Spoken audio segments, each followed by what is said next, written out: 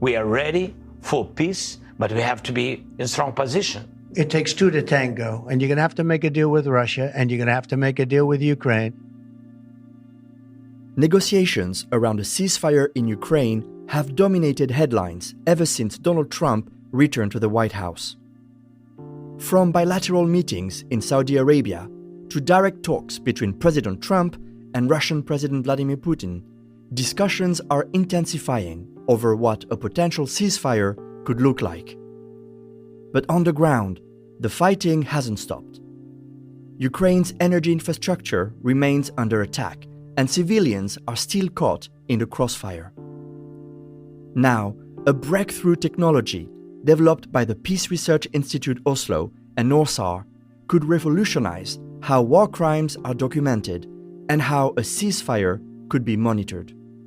Joining us to discuss this is Sebastian Schutte, a research professor at PRIO and one of the leads on the project, and Oleksandra Matviichuk, who leads the Center for Civil Liberties in Kyiv and works tirelessly to document war crimes committed by Russian forces. I am Arno Siad, and you're listening to PRIO's Peace in a Pod.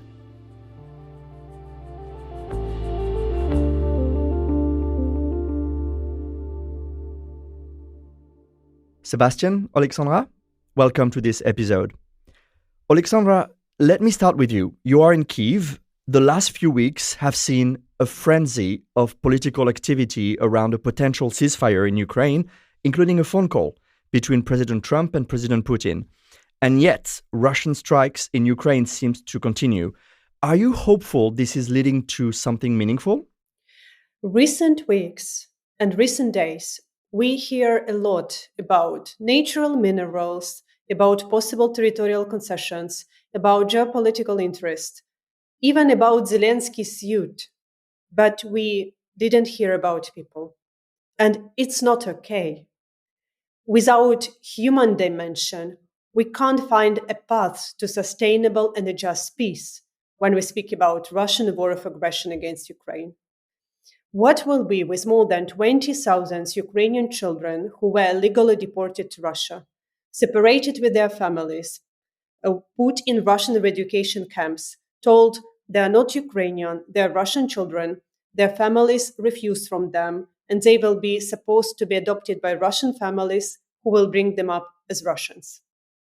What will be with thousands and thousands illegally detained civilians, men and women, as well as prisoners of the war, subjected to daily torture and sexual abuse? I interviewed hundreds of people who survived from Russian captivity. They told me how they were beaten, raped, smashed into wooden boxes, their fingers were cut, their nails were torn away, their nails were drilled, they were electrically shocked through their own genitalia. Knowing these details, it's very visible that part of these people have no chance to be alive until the end of the peace talks. What will be with millions of Ukrainians under Russian occupation? These people live in gray zone. They have no tools how to protect themselves. They have no tools how to defend their rights, their freedom, their property, their lives, their children, and their beloved ones. And Russian occupation is not just changing one state flag to another.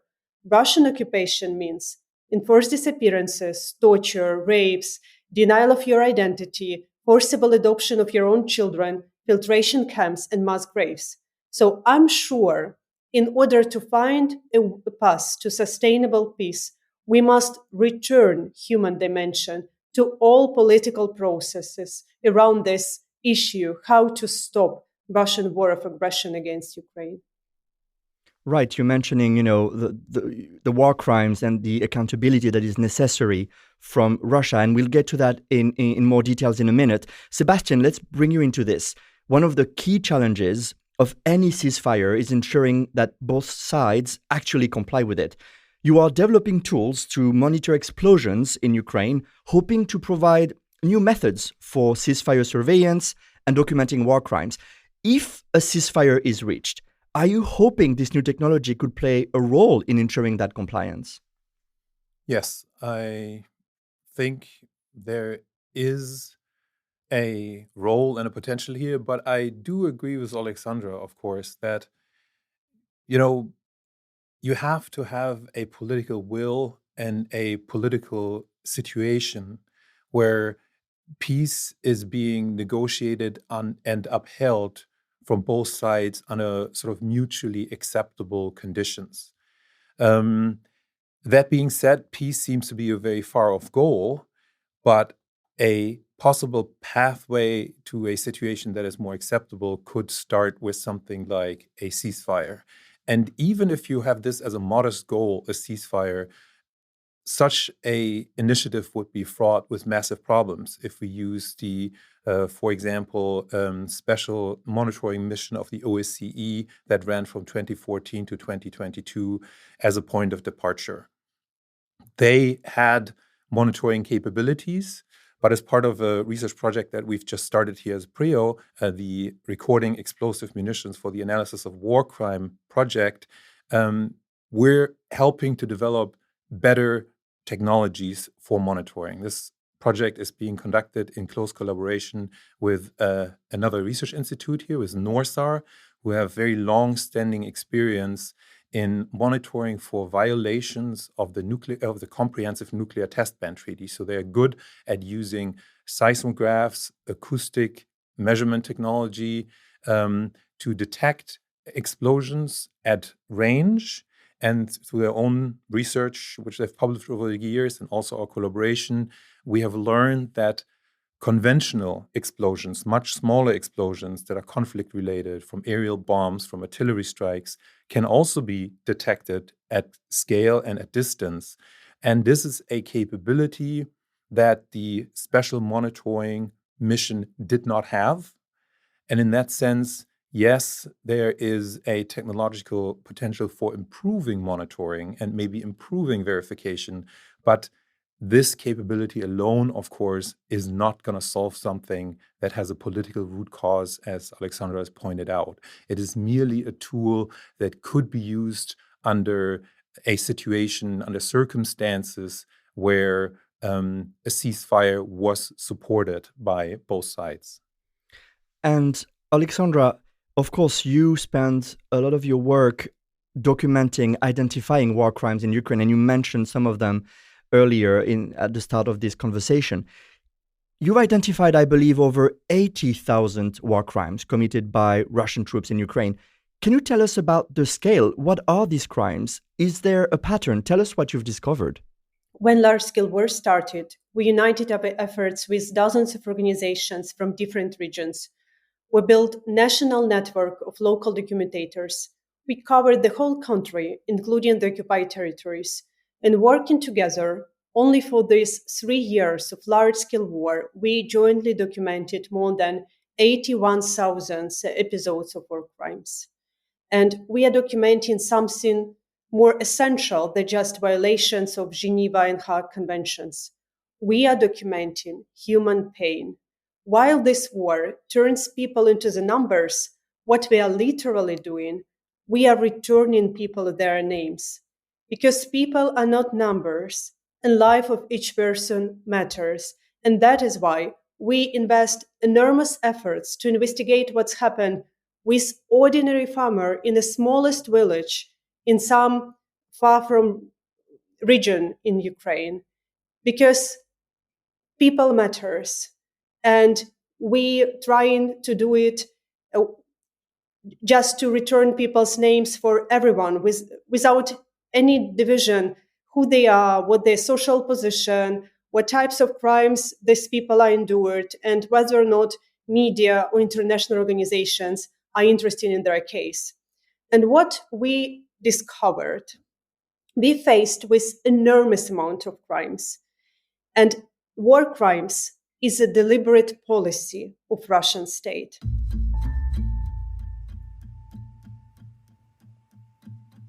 Russia instrumentalized the pain. Russia uses the pain and human suffering as a tool how to break people's resistance and occupy the country.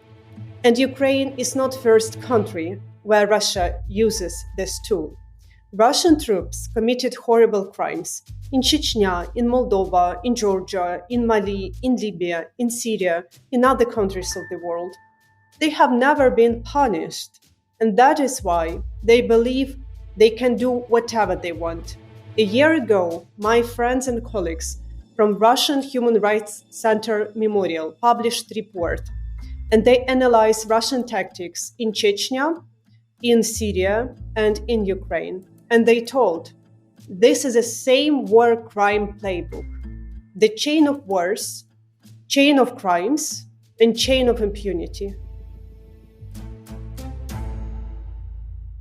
So what we are trying to do with our documentation, we are trying to break this chain, not just for people in Ukraine and not just for people from other countries who have already suffered from Russian atrocities, but also to prevent a next Russian attack to the next nation. Oleksandra, you speak of punishment and, giving a name to these large numbers we are talking about. So you're really essentially pushing for justice for the victims of Russia's war against Ukraine. Now, we're talking about a ceasefire, and we're seeing how hard it is to even get to the table and talking. So, Oleksandra, can there be a ceasefire and peace without justice and accountability? I think it's impossible, speaking about long-term perspective, because the problem is that Russia is empire, and empire has a center but has no borders. Empire always tries to expand, and this is not just Putin's war. The problem is that majority of people in Russia have this imperialist thinking. They believe they have a right to invade another country, to kill people there, to erode their identity, because they want to forcibly restore Russian empire. And without justice, they will never rethink such approach. So when we speak about short term, even if it's possible to achieve some ceasefire, we'll hope that it will stop sooner or later. But in long term, justice is precondition to peace, because Russia for decades uses the war as a tool how to achieve its geopolitical interests, and for decades uses war crimes as the methods how to win the war. Sebastian, justice and accountability, like Oleksandra is mentioning, require collecting, strong, verifiable evidence. And this is where your project Remoir could play a role. Can you tell our listeners how this would work in practice? Tell us what your project is trying to do. So most of the evidence of war crimes we'll be working with comes from collection efforts such as the one that Oleksandra is so centrally involved with, and also other reporting channels of, for example, strikes on protected infrastructure or into residential areas that can be collected from social media. And the main contribution of Remoir will be to research the conditions, the sort of military conditions under which civilians face the highest risk of intentional Russian attack in Ukraine. And this has more sort of medium to long-term goals in that understanding those dynamics and those circumstances can inform protection efforts. But along the way, we will also be able to provide independent verification and additional evidence for specific types of war crimes, such as so-called double tap attacks. This is an atrocious type of attack that Russia has engaged in both Syria and Ukraine. It usually involves the use of a precision munition that is used against a residential building. Once the building collapses and residents are trapped under the rubble, first responders rush to the scene, and those first responders are then targeted 20 minutes later in a second strike with a precision munition. So this is a war crime on top of a war crime. Mm-hmm. And this type of monitoring technology that NORSAR has developed, the mapping framework, and what we're trying to do in Remoir now, the classification of munitions and the researching of the context conditions, could all go a long way in sort of documenting these specific attacks. Maybe more generally, when you look at the use of explosive munitions in war, especially in urban areas and populated area, you're pretty much always looking at a violation of the Geneva Convention, at least the 1977 Protocol 1 editions, which specify that once you attack, you have to have specificity. You need to know whom you're attacking. You need to have proportionality. You cannot answer an artillery strike with a tactical nuke, for example. And those are all conditions that need to be in place, unless you're looking at a violation of the Geneva Conventions. But in practice, the attacking side will make up excuses and say, well, there was a super high value target in the vicinity. We had intel on that, so we had to strike. And so it is sort of proportionally justified and so on.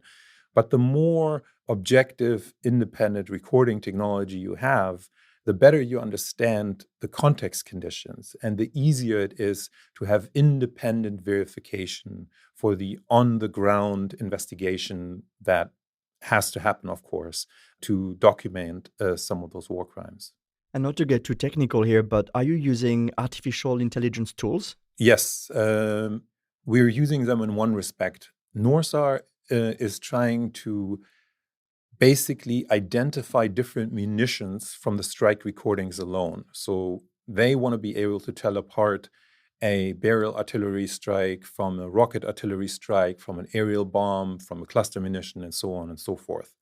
We have access to a lot of incident reports on the ground, which have natural language descriptions, like this residential building was attacked with a Grad system or something like that. And now we're using artificial intelligence large language models to extract this type of information in a machine-readable form. What weapon system was used, which munition was used, to basically have the geographic location, the timing information, and the incident description as 3 anchor points to pull together the recording and the reporting, and basically have independent verifications for some of these strikes. And Sebastian, this project just really started, right, at PRIO. Are you hoping this will be the next step in the development of war crime documentation tools? Do you see potential applications elsewhere in the world? I do. The independent verification, the recording on top of the reporting, on top of the investigation, all help to paint a more coherent picture of what actually happened. We certainly have to overcome a number of technical challenges along the way in terms of making these recording stations mobile, understanding under which environmental conditions, which weather conditions, for example, these very low sound frequencies from the conventional explosions travel, and when they don't travel. So one of the big deliverables in the REMWAR project is to speak to these, as we call them, selection effects. So some things you see and some things you don't. And we need to understand those selection effects for the social reporting, for the technical recording, and also for other measurement technologies such as satellite imagery and things like that. And some of the lessons we'll be learning will possibly be applicable to other places. And of course, the war in Ukraine is being shaped not just by what happens on the battlefield, but also by international support, particularly from the US. We've seen a shift ever since the Trump administration took over. There was, of course, this extraordinary episode in the White House on February 28th, when Trump and Vice President J.D. Vance berated President Zelensky in front of the press and really the world. Even you, but you have nice ocean and don't feel now, but you will feel it in the future. God bless. You don't know that. God bless. God bless. You will not have a war. Don't tell us what we're going to feel. We're trying to solve a problem. Don't tell us what we're going to feel. I'm not telling you. Because you're in no position to dictate that. That's Remember exactly this. what we're doing. You're in no position to dictate what we're going to feel. We're going to feel very good. You will feel influence. We're going to feel very good and very You strong. will feel influence. You're right now not in a very good position. Oleksandra, what has the shift in US policy meant to you as a Ukrainian? Just several days ago, United States decided to withdraw their prosecutor from International Center in The Hague, which has investigated the crime of aggression. And these decisions clearly indicates that justice is not a priority for United States. But it doesn't stop our efforts because this is important not just for Ukraine. Let me explain. All these crimes which we are documenting It's result of the leadership decision of Putin and top political leadership and high military command of the Russian state to start this bloody war. And if we want to prevent wars in the future, we have to punish the states and their leaders who start such war in present. It's a common sense. But the problem is that in the whole history of humankind, we have only one such a precedent. It was Nuremberg trial. It was an essential step according law and justice, past century, but it was trial where Nazi war criminals were tried only after Nazi regime had collapsed. But we are living in new century. We must move further. We must make justice independent on the fact when and how the war will end. Because justice is not a privilege for winners. It means that we have no time to wait. We must establish a special tribunal on aggression and hold Putin and his surrounding accountable for their leadership decision that opened this path to the hell. And this international center, which has investigated the crime of aggression, even without a prosecutor from United States, will continue its work. I do hope that just in recent months, we will see the creation of special tribunal on aggression in the frame of Council of Europe. Before all this political development, this process was on the final stage. So I hope that we will see result. And that's on the justice side of things. Sebastian, what does that US pivot mean for Europe as a whole in terms of defense, for example? Yes, I agree with Oleksandra. I think a lot of talk recently has focused on European defense independence. But I think while this is usually a sober discussion around the shortfalls of European security, European strategic independence, and all of that, we should also see the opportunity here. And I think Oleksandra has just outlined the opportunity here.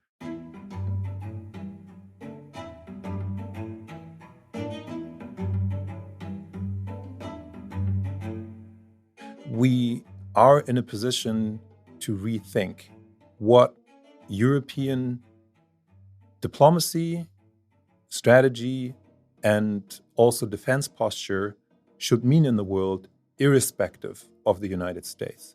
And I think what Oleksandra has outlined, a commitment to universal human rights, an understanding that justice transcends political regimes, is probably baked deeper into Europe than into any other place. And I see an opportunity here, to be honest, to take leadership on some of those things.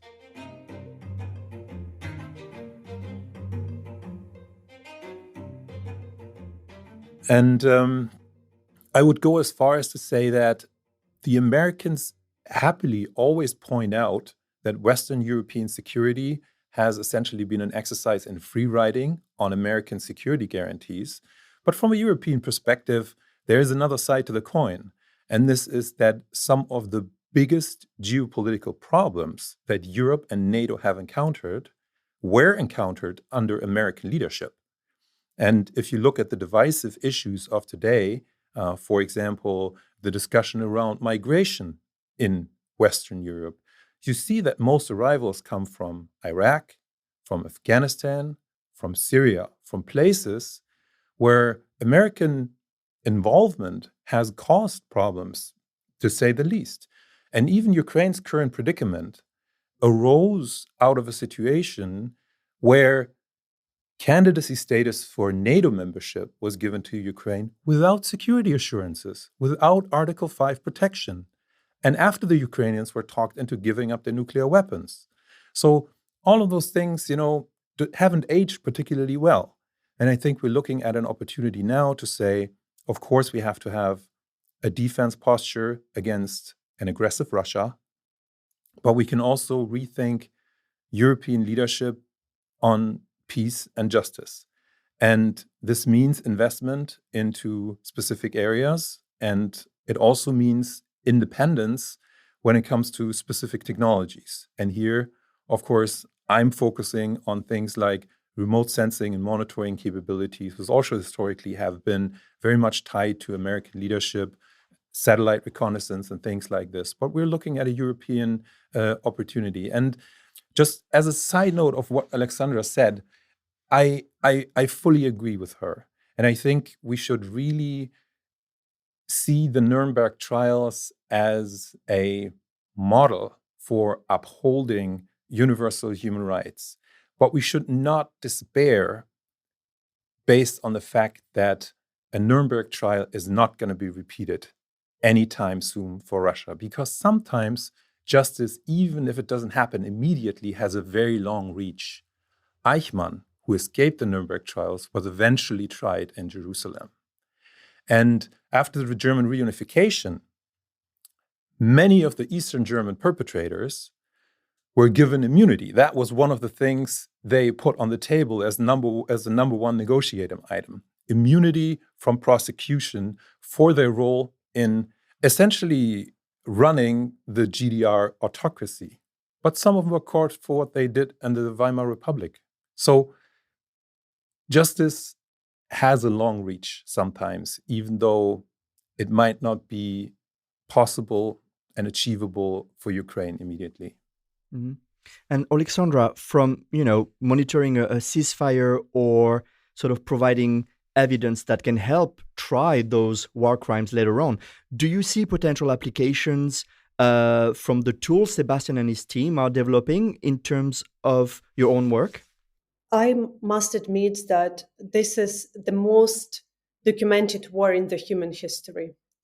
Not only because that civil society, international organizations, and Ukrainian state officials start to document war crimes without waiting when the war will end. So we are doing this in a regime of real time.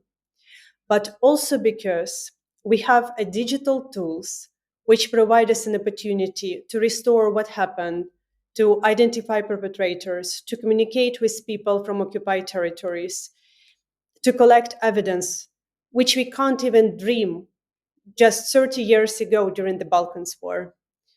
The work of Bellingcat and other such kind of investigators convincingly proved that sometimes, in order to understand what happened, there is no necessity even to be on a spot. I think that all these technologies which we use in purpose of justice is extremely essential. One last example. Several months ago, together with International Federation for Human Rights, we sent a submission to International Criminal Court about Russian propagandists. We tried to prove that they disseminate not just fake and propaganda, but they are involving in committing of crimes against humanity because they disseminate hate and these words are kill. And in order to prepare this submission, we have to listen and to read enormous amount of information, all speeches and all these videos. And we will spend years and years if we will do it just by our hands. So we use some program and we spend just several minutes. And this program provided us some abstracts. And we can listen and read only these materials, not all bunches of information. So this just a small example that new technologies can serve to the purpose of justice. And what I want to end with this, I think that new technologies provide us an opportunity to change a global approach to war crime justice at all. What do I mean? Before, it was taken like set but norma that when you have war or large human rights crisis, because of the enormous amount of crimes, the vast majority of people have no chance to justice. We can challenge this norma. Now, new technologies provide us such opportunity to track individually each story. What we have to do, we have to change our old perception. We have to set ambitious goal and start to develop legal infrastructure so rapidly as we develop new technologies. I will stop here, but I do think that Ukrainian precedent can be precedent to the entire world, which will help us to fight with impunity globally. And as we wrap this episode, I want to ask both of you a final question. Looking ahead, do you think 2025 could see the end of the war in Ukraine? How realistic is that? And what conditions would need to be in place for it to happen? Sebastian? I think it is possible that a ceasefire will occur in 2025. The big picture, to me at least, right now seems to be one of Ukrainian commitment under US pressure to a ceasefire and Russian stalling. So the Ukrainian commitment, of course, is to some extent enforced by the threat and also the demonstration of what the consequences are of removing US support. There's a material side to this, weapon systems, munitions, and all of this, but here Europe can step up, and Ukraine has a certain domestic capability and a certain magazine depth. But the really problematic thing is reconnaissance capability and intelligence capability and long-range radars for airspace reconnaissance and things like that. And if these provisions are being withdrawn, then the Russian pressure on Ukraine, the military pressure, can just increase. And the Russian side, of course, enjoys the military upper hand right now. And I think Putin will try to translate this into territorial gains, possibly even a breakthrough in sections of the front line to strengthen his sort of post-war situation. But it is important to keep in mind that there might be a limit to how far he can take this. Trump and Putin seem to be on the same page about a lot of things, but Trump has in the past turned very quickly and very rapidly on allies and long-standing partners. And it is possible that Putin could overstretch Trump's patience here, and this is a risk he probably wants to avoid. So over the course of weeks and months, we could end up with a situation where both sides, to appease American pressure, would be willing to sign a ceasefire agreement. Now, the problem with the ceasefire is that we don't have a lot of planning in place right now for how this could be supported internationally. The New York Times covered the publication of a white paper that came out of a Swiss think tank that pretty much sketched out a very conventional mission with a troop strength from 15 to 50,000 personnel on the ground. And of course, Starmer and Macron underline the British and French willingness to support such a mission. But if we're honest with ourselves politically, the centrist parties all over Europe are under increasing pressures, both from the left and from the right. And part of this pressure has to do with unhappiness about sort of the tack that was taken towards, the war in Ukraine. So without a security backstop, committing large numbers of troops to Ukraine from a Western European perspective seems very optimistic. So we might end up with a situation where the conflict parties are in principle okay with a ceasefire, not to be confused with an armistice, not to be confused with a peace agreement, totally void of justice, but a ceasefire. And the monitoring capabilities then would probably not be generated by conventional means. So I think there's also an opportunity here for using technology and trying to fill, at least to a small extent, the gap that will probably remain due to the absence of actual troop commitments and a serious monitoring mission. Oleksandra, last words? I think that in order to achieve peace, we have to define peace properly. And first, what I want to emphasize that ceasefire is an essential step, but it's just a step towards peace. Before large-scale war started, we have 8 years of war. And probably international community forget, but we have 2 peace agreements with Russia, with a ceasefire in all of these 2 peace agreements. And Russia violated ceasefire daily, and people were dying, and there were no implications and no consequences for such violations of ceasefire. So ceasefire without security guarantees mean nothing. And second, peace doesn't mean occupation. I know that sometimes people think in a way that the war is so horrible that, okay, occupation is not good, but at least it's decreased human suffering. It's not true. I'm documenting war crimes for 11 years. Occupation doesn't decrease human suffering. Occupation makes human suffering invisible. Even more, for a lot of people in Russian occupation, the occupation is not the end of human suffering, it's just the beginning of human suffering. So we need peace, but not Russian occupation. And to conclude, what peace means for people in Ukraine, in Sudan, in Venezuela, in Nicaragua, in Myanmar, in other countries of the world. Peace means a freedom to live without fear of violence and a freedom to have a long-term perspective. Oleksandra, Sebastian, thank you very much. This episode was produced by Arno Siad and edited by Niels Johan Halvorsen. Find out more about PRIO's cutting-edge research, events, blog posts, and policy briefs on prio.org and follow us on social media.